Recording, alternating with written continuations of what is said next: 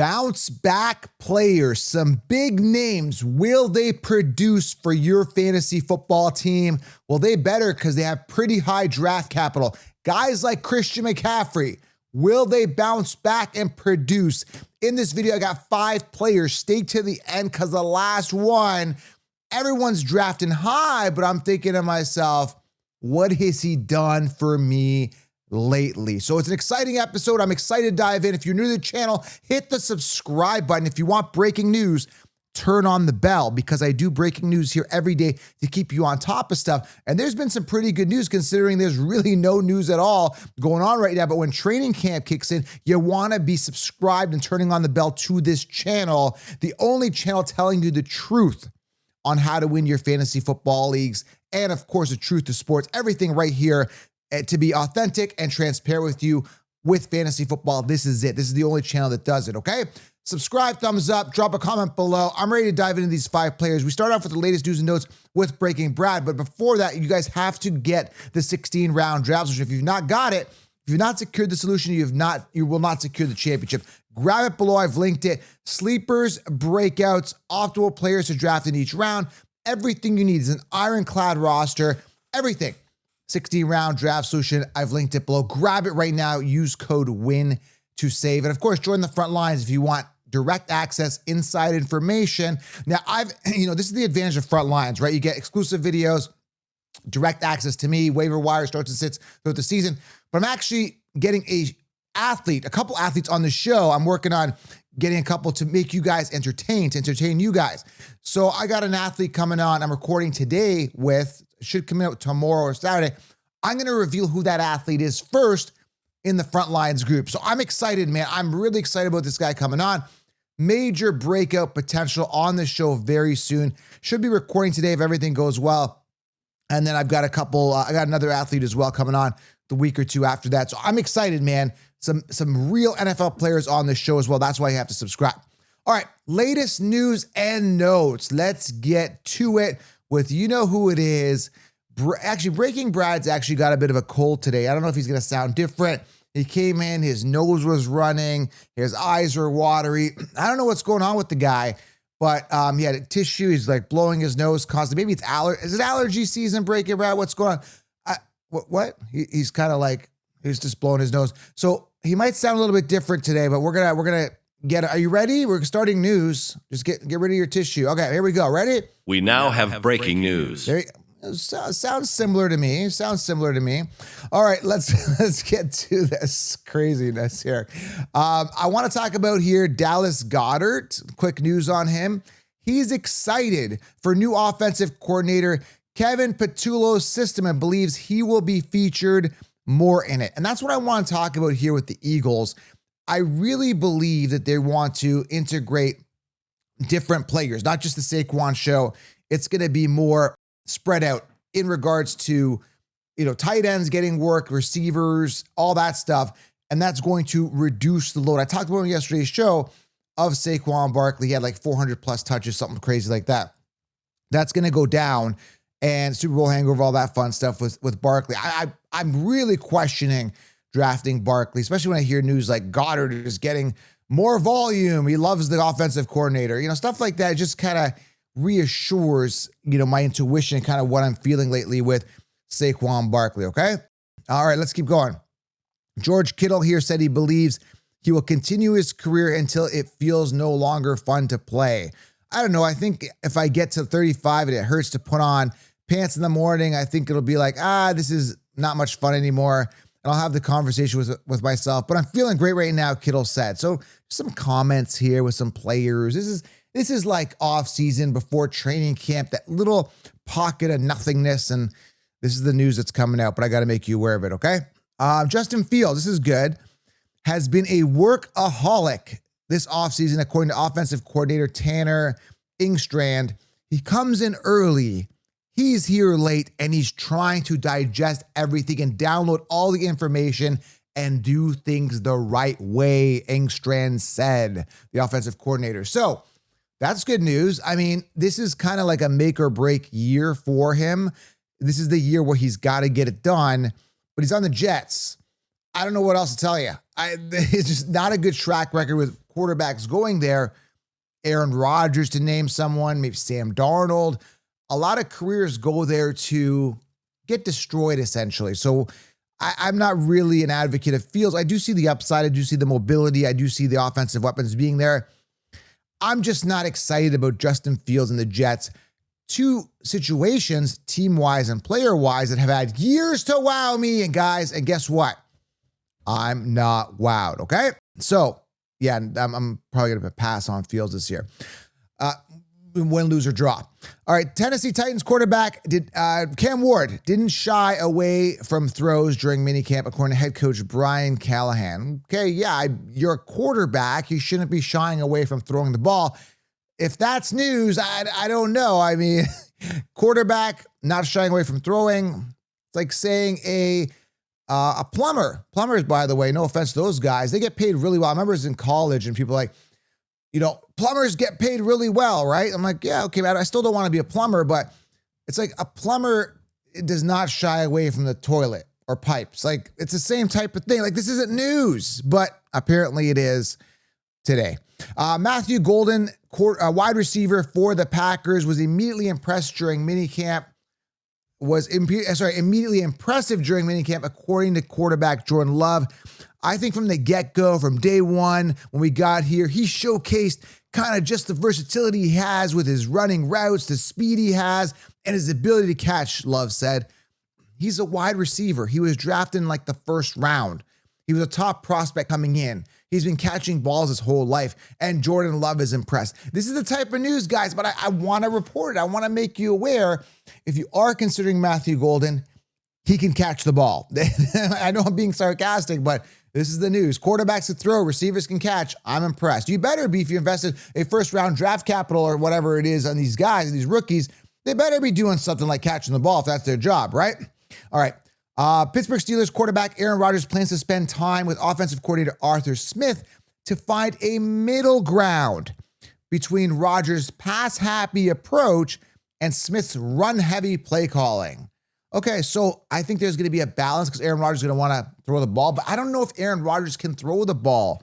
I think he can, but I just don't think he could do it the way he did with the Packers like 10 years ago. But that's going to be interesting because I really have a lot of stock in Caleb Johnson. So I'm rooting for Arthur Smith here. I never thought I'd say that, but I'm rooting for Arthur Smith to really start running the ball more, and hopefully Aaron Rodgers does feed Caleb Johnson because I got a lot of fantasy stock in Caleb Johnson, man. They're going to have to run the ball. Aaron Rodgers is not the same Aaron Rodgers from 10 years ago. I'm telling you, they're going to run the ball. I'm a Caleb Johnson advocate, okay?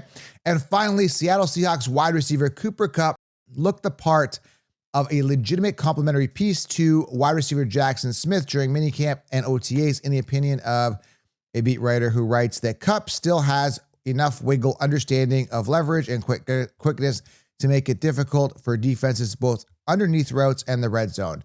Basically glazing Cooper Kupp, saying, hey, like Cooper Kupp still got it. That to me does not say I'm going to be drafting Cooper Kupp. And that's it for the news at the time of this recording. I do record this in the morning, so if news breaks, don't say, well, Joe, you didn't mention that. We'll get to it tomorrow if something breaks between, what time am I recording this at? Like 10:30 a.m. to like, if someone gets arrested or God forbid someone breaks his leg, riding a motorcycle or something like that. I will report on it tomorrow, okay? You're going to hear it here first, okay? And I do story modes on Instagram. If you're not following Insta, follow at Fantasy Football Counselor. Breaking Bad, how you feeling? Are you feeling better, man? How are things over there? Is the nose still running? Is it the allergies? He's nodding his head. He's got his antihistamines or something like that for his allergy. Are you feeling okay? Because we're going to go now. We're going to end the segment. We now have breaking news. Okay, yeah, he's feeling good. That's good. He doesn't sound that much different. I don't know. He sounded different when he came in, and for you guys, he kind of maintains that same tone. It's pretty remarkable. All right, let's go here. Let's go with the first player, CMC. I want you guys to drop it in the comments. I want to make this interactive, okay? Interactive meaning doesn't mean just listen and fast forward to the next player or just timestamp to the next player. I want to hear comments. I want to say, hey, Christian McCaffrey, yes, he's bounced back. No, I'm never touching him again. I want vocal passion in the comments. Vocal passion. I like that one. Because you're passionate about fantasy football and you're being vocal about it. Vocal passion. Yeah, be vocally passionate about the comments, okay? Christian McCaffrey, ADP rounds 1 to 2, was a first overall consensus, aka Consheeps' pick last year. The only person telling you not to draft him right here on this channel. The only person who came out boldly and said that there's a Super Bowl hangover, he just got married, multiple pinnacle years, aging running back, multiple injuries. Do not trust Christian McCaffrey. And guess where he finished last year, believe it or not? 69th amongst running backs. Let me repeat that. 69th amongst running backs. There are fourth stringers that beat Christian McCaffrey in fantasy points last year, okay? Now, here's the interesting thing before you guys make a consideration on whether he will bounce back or not, and I'll tell you my verdict as well. 2020 and 2021 played a total of 10 games combined. That was the reason I was like not on him. The 2 years he had a good year, had those good years. I didn't trust him. He had 2 years of complete inconsistency. Then he had 2 good years. And then last year, 4 games busted again due to injury. So I am 3 for 5 in my CMC predictions. That's a winning percentage. And I avoided him in his bust years. Thank God I did, okay? Because that would have sucked, investing a first-round pick on a guy that doesn't play more than 4 or 5 games. So that being said, I think he's trending upwards. They did draft a rookie, okay, Jordan. And I'm just wondering here, I'm just going to see, I think he was a 5th-round pick. So when I look at a guy who was drafted in the 5th round, I don't really get concerned about that. I think CMC is still the man. The problem is, I think that this guy is that good, right? I think that there's some opportunity for Jordan James. I just wanted to find his age in his college. That's all I wanted. Out of Oregon at 21 years old. So I wanted to get that age gap. 29-year-old Christian McCaffrey, 21-year-old Jordan James out of Oregon, okay? 210 pounds, 5'10", ran a 4.55. Not the fastest, but that's okay. Still a guy that's capable. And maybe that's a guy that they're trying to build in because they know CMC's on the decline and he's eventually going to be out. I mean, he's in his 9th season, 29 years old. That being said, I still think CMC is going to carry the load, but I don't want to shy away from this young man with Jordan James. I just don't want to do that because I think there might be something there. Not maybe this year, but maybe for Dynasty, that type of thing. I don't have any stock in him because I think CMC is going to bounce back. That being said, I think CMC has a safe year. If he stays healthy, he's a top 10 guy. Not a top 3 to 5 guy, I don't feel, but a top 10 guy. And I'm personally not drafting him. I do recommend him in the 16 rounds because I give options in 16 rounds, but when I do my mock drafts in 16-round draft solution, he's not a guy that I'm personally drafting, but I make recommendations. And my recommendation is that I do see a bounce back, as long as he stays healthy, right? I mean, that's kind of common sense. But the question is, will he stay healthy? And I think so. I mean, he got hurt last year. He is due for a bounce back year. He's just trending upwards on the, if you look at the law of averages and everything, that the flow of things and how he's played throughout his career, he's got to bounce back. So I'm going to go for a safe. He's going to be safe this year. That's what I'm feeling with him, but I'm personally not investing. That's my thoughts. Okay. The second player here, again, stay to the end. The 5th guy is pretty wild. And I don't know. I'll tell you whether I'm drafting or not, but Breece Hall. Here's an interesting stat about Breece Hall. He's never had 1,000K rushing. I mean, you would think that he would have based on the talent and his round 2 draft capital pick in the NFL years ago. RB12 this year, okay? And believe it or not, Kyron Williams is coming after him. Like, he's a pick after him or so. I'd rather have Kyron Williams than Breece Hall. The big reason that being is a couple reasons. Number one, the head coaches have already said that they're going to be running a committee, which is a huge problem for me because I don't like committees. That's number one. They're going to implement Braylon Allen, I believe. Number 2, there's all this talk about like a couple more reasons actually. Now that I'm thinking about it, there's all this talk about they want to move him, they want to trade him. Like I don't know about that. Is he going to get traded? I don't know. There was like all that buzz about it, but nothing has transpired from that. He peaked at 290 points, 994 yards, and 5 touchdowns. It was his best kind of season, essentially, okay? So, doesn't look good in regards to, like, high ceiling kind of player.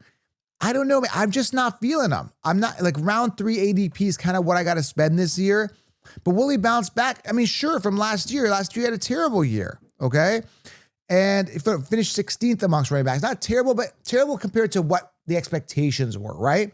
So personally for me, I'm going to pass on Breece Hall, but I definitely see him, if there's any year that he's going to do it, it has to be this year.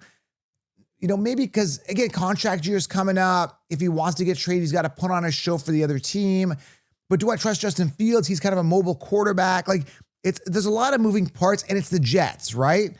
And I'm personally feeling a bounce back. I just won't invest. Again, I'm very picky. If I feel a player has been kind of down or just never really wowed us to a top level, I don't want to take a risk on that. I'm going to pass on that. And that being said, you're like, well, Joe, you're drafting Genty. He hasn't proved anything, but I don't know. I just feel way more upside. I mean, Breece Hall has had a couple years to wow us, and we're not really wowed. So that's my thoughts on it. But definitely, I'd say yes, bounce back. Let me know what you think about Christian McCaffrey and Breece Hall so far. Bounce back or no?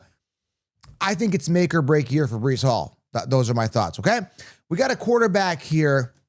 This one's very interesting. That's why I ask you guys to listen to this show, because there's interesting stats and, things you got to know. Dak Prescott's the guy. And here's the thing. I was looking at his stats. One good year, one bad year. One good year, one bad. If you were to look at a chart, it's like up and down, like the hills, man. It's like 2019, 337 fantasy points, great year. 2020 down. 2021, he was quarterback 7, top 7 quarterbacks. 2022 down. 2023, top 3 quarterback in fantasy points. And then 2024, well, you know what happened last year. Not a very good year, okay? So Dak Prescott finished 32nd last year amongst quarterbacks. I think he played 8 games. This year he's sitting as QB 15. But if you follow this trend, this is interesting, okay? Now I'm thinking maybe I should draft him in best ball because he could be a top 3 to 5 quarterback. I doubt it, but here's the thing. One good year, one bad year. One good year, one bad year. It's been happening since 2019. So maybe 2025, if this trend continues. And that being said, he actually is trending up. They've improved the offense a little bit. They still don't have a running game. They drafted Jaden Blue, and they have no running back. I don't trust Javonte Williams. I don't trust this offense. CeeDee Lamb, I think, is obviously a good player you can go to. I think Ferguson gets involved a bit more, Jake Ferguson, this year, if you're looking for a tight end. But I don't trust this offense, man. I don't trust Dak too much based on the history of the way he's been playing. CeeDee Lamb's safe, but I don't want to invest a first-round pick on him. I think the best value on this team, if you want Blue as a running back sleeper, but he's got some mild competition, and maybe Ferguson later, right? CeeDee Lamb, I don't want to pay. So I would say yes, Dak Prescott bounce back here based on trend. Am I investing in him? No. You're like, Joe, all these guys are bouncing back, you're saying, but you're not investing in them. Yeah, I'm very picky, okay? If you want my picks, grab 16 rounds. The next guy is very interesting here. Great value this year as well is Chris Olave. One down year, okay, out of his career. He's only had he's only played a couple seasons, right? His best year was 2022, 1,042 yards, but only 4 touchdowns. He's not a huge touchdown guy. They brought in Tyler Schruff. I call him Schruff, but it's Shrout or Shouters. I don't know what the heck his name is. He's got a couple ways to pronounce it. I'm pronouncing it Schruff or whatever. So I don't know what to expect with the quarterback situation, but I know that somebody's got to catch the ball, and it's got to be Chris Olave as long as he stays healthy. Obviously, concussions are a concern. I saw a training video with him training recently, and he's not wearing the Guardian cap, and people are like, dude, just put the Guardian cap on. When you look at players like Tua and you look at Chris Olave, it's like, put on the Guardian cap, dude. We want to see you healthy. We don't want to see you get hurt, right? So he had a 2023 year, 1,123 yards, 5 touchdowns. And then last year, I get 2 1,000-yard receiving seasons, but not high on the touchdowns. 5 touchdowns 2023, 4 touchdowns 2024. And 8 games or so last season. Not that impressive. So when you look at him, wide receiver 26, round 4 to 5, I think he bounces back, man. I really do. I have faith that this guy is good, and he's had a lot of time to rest the brain. The only problem is when you're in that kind of concussion mode, because I've studied MMA for a while. I knew a lot of people, a lot of friends and colleagues and stuff in the MMA world. Once you start getting shaken up with the concussions, it's hard, man. you lose focus, it affects your memory, you get dizziness, you get headaches, right? There's a lot of things that come with these concussions, right? It's not just, oh, he's got a concussion, get him back on the field. It's something that could linger and affect you in your personal life daily, right? So I don't know where he's at. I don't know his physical conditioning, but I know that if he continues to get hit and if he's got multiple concussions before, it's not going to be good for him. So I'm hoping he has a good year. I'm hoping that he's not getting headaches in his personal life and that he can come out and bounce back. That being said, I still think he's good value.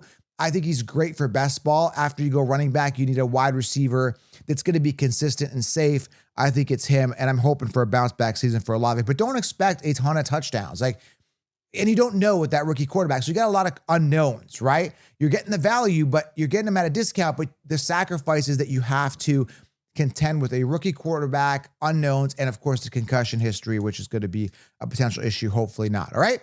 The last guy, before I get into him, grab the 16-round drafts, which if you have not got it, secure it. Secure the solution, secure the championship. It'll put you light years ahead of the sheep. Grab it below. You will be very, very, very happy, okay? The last guy, it's not so much of a bounce back. I guess you could say it is from his rookie year. I do want to talk about this guy, and that is Rashee Rice.